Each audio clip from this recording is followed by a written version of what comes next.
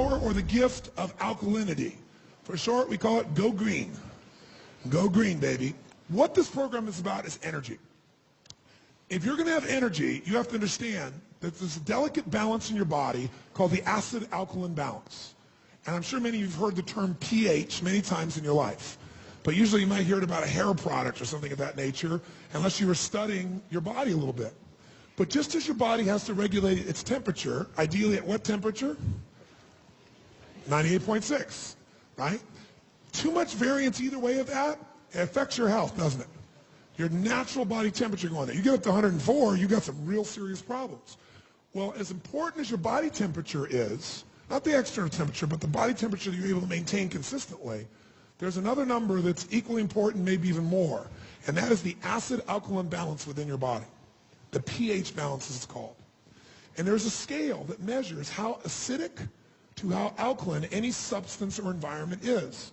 And that scale's right here in front of you, and you can see that scale goes basically from 0, which is burning holes through something, to 14, which is very alkaline.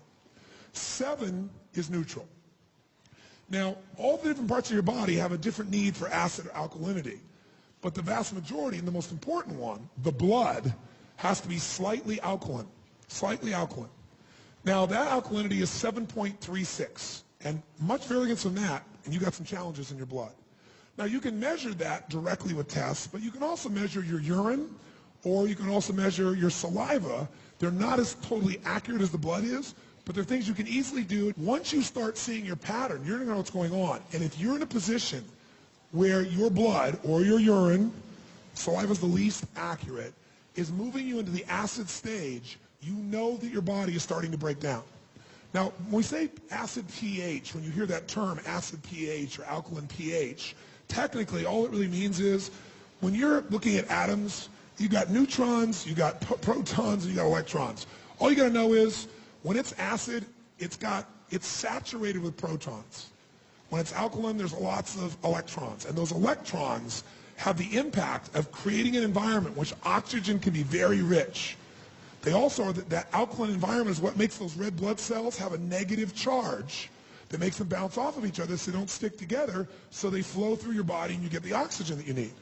Also, it's very difficult in a highly oxygenated environment, a non-acid environment, for microorganisms to grow in mass. They stay checked, they stay balanced when you're fully oxygenated.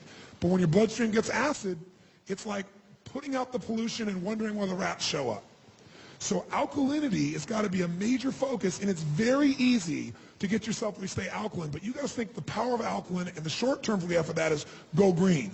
If you're overweight, how many of you here have worked out really hard but still can't seem to get those last 10 or 15 pounds or 5 pounds away? How many have had this experience? Raise your hand. Say aye. A lot of people say, oh, it's my metabolism.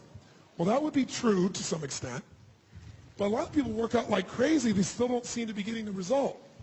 When your body is extremely acidic, you don't get as much oxygen. When you don't get as much oxygen, everything slows down, including the metabolism, even though you're working out. In addition, as you work out, if you work out hard and you're working out in an anaerobic way, you're building even more what? Who knows? Even more acid.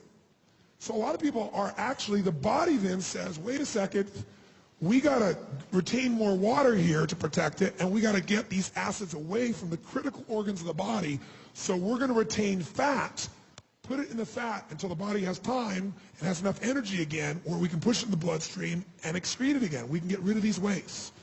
So fat actually protects you. A lot of people, by the way, are in much worse shape when they're skinny than when they're fat, when they're toxic, because the people that are overweight very often have more of a buffer to deal with some of those acids.